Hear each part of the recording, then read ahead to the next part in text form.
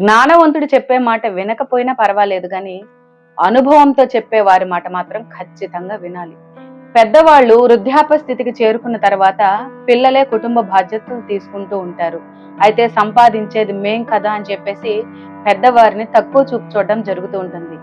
వారు ఎదుర్కొన్న పరిస్థితులు, వాళ్ళు ఎన్ని రకాల అనుకూల ప్రతికూల పరిస్థితులను ఎదుర్కొని ఈ వృద్ధాప్య స్థితికి చేరుకున్నారో మనకి అనేక రకాల సందర్భాల్లో సలహా ఇస్తూ ఉంటారు. కానీ సంపాదించేది మీరు కాదు కదా, కుటుంబాన్ని ప్రస్తుతం నడిపిస్తుంది మేం కదా అని మనం కాస్త తలపొగురుగానే ప్రవర్తిస్తూ ఉంటాము.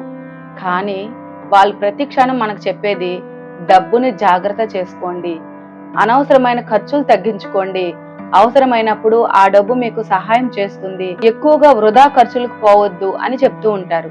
మనం ఏమనుకుంటాం, మన స్వేచ్ఛని వీళ్ళు అడ్డుకుంటూ ఉన్నారు, మనం సంతోషంగా ఉండడం వీళ్ళకి ఇష్టం లేదని మనం చెడుగా అనుకుంటూ ఉంటాం.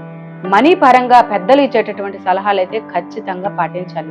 డబ్బు కూడా ప్రతి క్షణం మనకి గుర్తు చేస్తూనే ఉంటుంది. You save me today, I will save you tomorrow అని. కానీ మనం దాన్ని పెడచవును పెట్టేసి అనవసరమైన ఖర్చులు పెట్టేసి తర్వాత సమస్యలు చిక్కుకుంటూ బాధపడుతూ ఉంటాం. అందుకనే పెద్దల మాట చెద్దన్నం మూట అన్నట్టుగా పెద్దలు ఇచ్చే కొన్ని అంశాలు ప్రస్తుత పరిస్థితుల్లో ట్రెండ్ ఏ విధంగా ఉందో వాళ్ళకి తెలియకపోయినా వాళ్ళ అనుభవంలో ఉన్నటువంటి కొన్ని ఆర్థిక స్థితిగతుల గురించి అయితే వాళ్ళు మనకి సలహా మంచిగానే ఇవ్వగలరు కదా. కాబట్టి పెద్దల మాట విందాము, మంచి జీవన విధానాన్ని నడుచుకునేలా ప్రవర్తిద్దాం. ఏమంటారు?